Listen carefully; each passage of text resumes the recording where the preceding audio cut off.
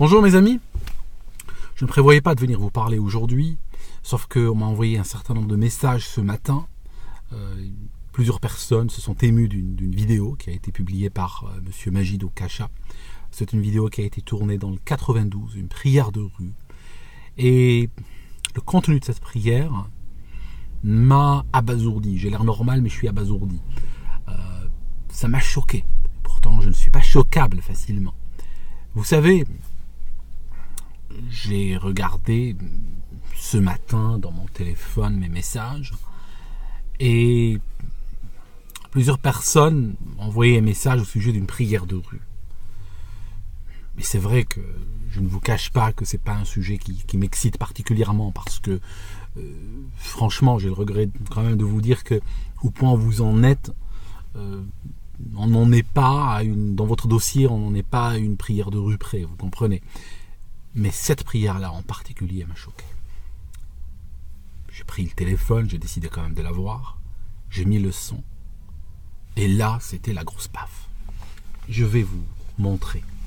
Alors bon, on rentre dans ce siècle, j'ai essayé d'utiliser une tablette, n'est-ce pas, parce que je vous montre l'extrait. Donc c'est Monsieur Majid Okacha qui l'a publié. J'ai parlé aussi au gars qui a filmé la vidéo. Alors, j'aimerais que vous écoutiez. J'aimerais que vous écoutiez juste pendant quelques secondes ce passage. Attention, c'est un peu bruyant au début à cause de klaxons. Si vous avez un écouteur, faites gaffe.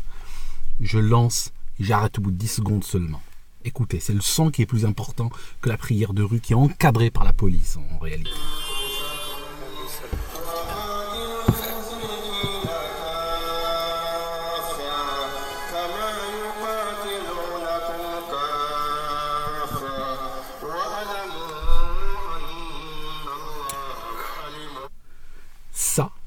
Ça m'a arraché du lit. Parce que je savais que votre pays était tombé extrêmement bas, mais à ce niveau-là, j'étais loin de penser que vous étiez à ce niveau-là. Pourquoi ? Le verset qu'il utilise. Vous savez, il y a plus que 6200 versets dans le Coran, je crois 6228, quelque chose comme ça. Ce verset-là en particulier est un verset très intéressant. C'est le verset Qatilul mushrikina kafa. Il incite sur le mot kafa. Ah, vous l'entendez, kafa. Si vous voulez écouter, je vous le refais écouter. Ça signifie quoi ? Combattez les associateurs collectivement comme ils vous combattent collectivement. Kafa, ça signifie collectivement. C'est un verset qui vient de la sourate numéro 9, qui est la sourate la plus utilisée par les groupes terroristes. On n'entend que ça dans les vidéos d'exécution de Daesh.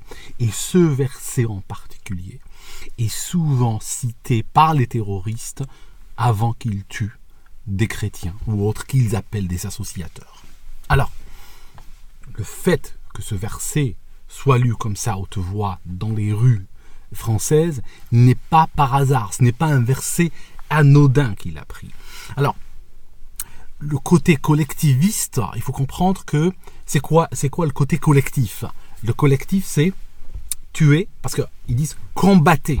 Mais combattez en français, ça vient d'où ? C'est quoi la racine de combatter ? C'est combattre. Et voilà, tu combats. Il y a un milliard de manières de combattre. En arabe, il dit qatilou. Il n'y a pas d'équivalent. C'est quoi ça se traduit souvent en combatté. C'est quoi la racine de qatilou ? C'est qatala yaqtulu qatlan. C'est tuer.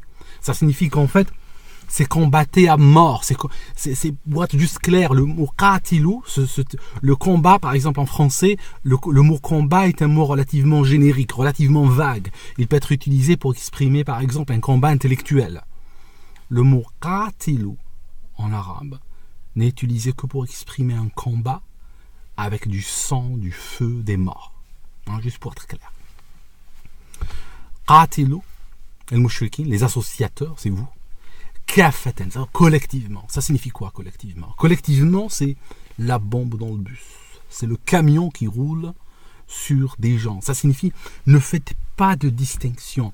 Il n'y a pas de coupable, de non coupable, d'innocent, pas innocent, de femmes ou d'enfants ou d'adultes ou de combattants ou de belligérants, non belligérants. Il n'y a pas tout ça. Collectivement. D'accord ? Et c'est ça, c'est ce côté collectiviste qu'on retrouve dans les attentats terroristes. Aveugle, le gars il rentre dans le métro, il laisse une bombe. Il va toucher les gens collectivement. D'accord ? Kafatan. Ok ? Je vous montre un truc. Je vous montre autre chose. Alors, j'espère qu'elle va marcher, cette tablette. Irak, 2013. Un groupe terroriste lié à ISIS.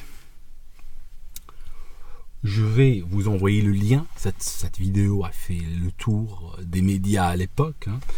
Ça rentrait dans le cadre des activités des groupes, de rebelles modérés, n'est-ce pas? Alors, je vous montre quelques secondes. Donc là, ça commence par cette musique-là, avec des enfants qui chantent, ou des fois des jeunes qui chantent. Cette musique-là, quand j'étais petit, on la faisait circuler par couffin entier dans des cassettes, n'est-ce pas? Je ne savais pas à l'époque qu'elle allait servir un jour de background ou de fond musical à des vidéos d'exécution. Vous n'allez pas voir d'exécution, je ne vais pas vous montrer d'exécution, juste je vais vous montrer un truc. Donc, ils arrêtent, comme vous le voyez là, donc un groupe qui filme, ils sont très fiers de filmer leurs exactions. Donc un groupe lié à Daesh arrête des camionneurs, n'est-ce pas? Et puis leur pose des questions sur leur religion pour voir s'ils sont musulmans ou pas. Puis il s'avère progressivement, au fur et à mesure qu'ils leur posent des questions, que ce ne sont pas des musulmans, parce qu'ils méconnaissent les bases, on va dire, de la prière musulmane, du Coran et tout ça. Et à ce moment-là, ils réalisent qu'ils ne sont pas musulmans et ils vont les tuer. Je ne vais pas vous montrer quand est-ce qu'ils les tuent. Je vais vous montrer un truc. J'aimerais que vous écoutiez le son, parce qu'il y a un échange. À un moment donné, un des camionneurs dit « Mais pourquoi vous nous tuez ?» Regardez ce que le terroriste lui dit, c'est très important.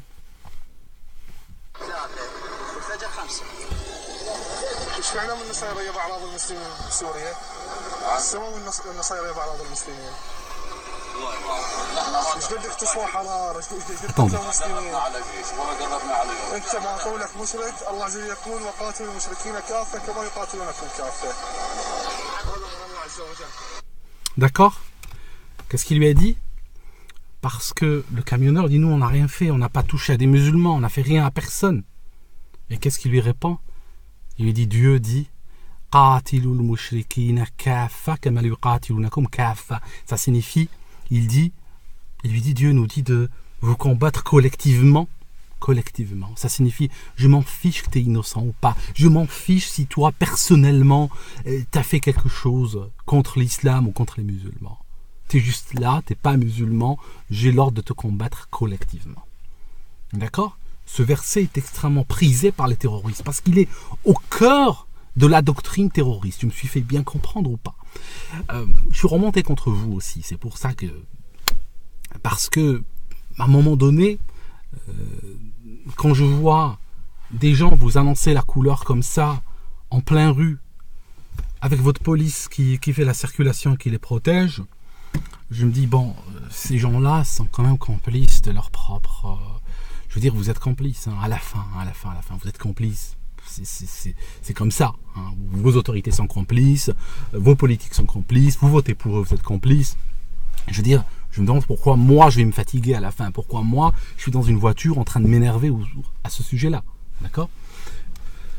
Je vous montre le verset, juste au cas où, hein, je vous montre le verset. Alors le verset, c'est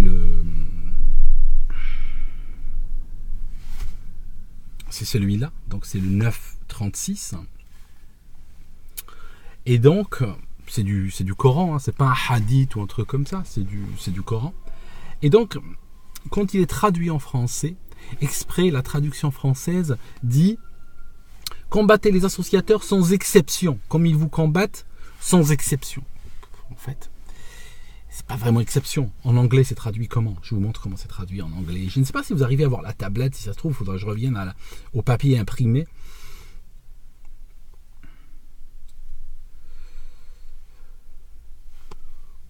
Regardez le mot qui est utilisé en anglais. D'accord? Vous pouvez le voir. Hein? Langue, je commence à comprendre qu'il y a un problème avec langue. La seule langue, vous voyez ou vous ne voyez pas. Vous voyez, collectivement, d'accord? Il y a un côté, hein, collectively en anglais, ok? Hein? Le mot collectivement existe en français aussi. Mais la traduction française est exprès adoucie. Alors, si vous voulez une phrase où il y a le mot sans exception, où il y a le mot collectivement aussi, eh ben, c'est tout simplement, ils disent tuez-les tous, ne faites pas d'exception. Ne faites pas d'exception pour les femmes, ne faites pas d'exception pour les enfants, ne faites pas d'exception pour les innocents, ne faites pas d'exception pour ceux qui sont gentils avec vous, ne faites pas d'exception pour ceux qui vous défendent, qui défendent votre religion, ne faites pas d'exception, tuez tout le monde. Voilà, dans ce sens, on peut comprendre, on rejoint un peu le sens de kafa ou collectivement. Remarquez également qu'il y a une inversion accusatoire. Hein, c'est très souvent comme ça. Parce que ils disent combattez les associateurs sans exception comme ils vous combattent sans exception. Mais c'est pas vrai en fait. C'est pas vrai. Personne ne combat les musulmans sans exception. Les musulmans dans les pays occidentaux, dans les pays dits des associateurs, le contribuable leur finance leur mosquée, la police arrête quiconque les discrimine ou les maltraite ou pose ne serait-ce qu'un morceau de jambon devant la porte de leur mosquée. Je veux dire, ils sont défendus, ils ont bonne presse. Chaque fois qu'il y a un attentat, tout le monde se lève en disant non, c'est pas les musulmans, ça n'a rien à voir, il faut pas stigmatiser. Vous voyez ? Alors que le verset appelle exactement à stigmatiser. Hein. Le verset appelle à ne pas faire de distinction. Le verset appelle à mettre tout le monde dans le même panier. Vous voyez, quand il s'agit de non-musulmans. Tuez-les tous. Hein, vous voyez. Donc voilà mes amis, c'était juste, je voulais partager cela avec vous. Ça m'avait extrêmement frappé qu'on utilise littéralement les versets préférés des terroristes dans vos rues. Et bien sûr, c'est terrible parce que vos autorités et votre société a ouvert une boîte de Pandore. Mais le problème, c'est que vous ne maîtrisez pas, votre société ne maîtrise pas les codes. D'accord ? Parce que ce verset-là, les flics l'écoutent, bon, pour eux, ils ne savent pas de quoi ils parlent. Hein. Pour eux, c'est juste le gars est en train de prier et puis c'est tout. Ils ne savent pas qu'il est en train littéralement d'appeler à les tuer, d'appeler à la mort, vous comprenez ? À leur mort à eux, à la mort des innocents, à la mort des gens. Ils sont en train de s'inscrire dans la tradition des groupes terroristes les plus sanguinaires, comme je viens de vous le montrer. D'accord ? C'est une tradition. Il y a des connexions. C'est pas tous les versets coraniques qui ont le même sens. C'est pas tous les versets coraniques qui sont cités dans les mêmes contextes, dans les mêmes occasions, avec la même intention. Vous comprenez ? Voilà. Et puis ces codes-là passent bien sûr sous le radar parce que voilà, les gens ne peuvent pas les interpréter, bien sûr. Si quelqu'un, je sais pas, je pense que je vais arrêter cette vidéo ici. Et puis, je reviendrai un autre jour, dans de meilleures circonstances, j'espère.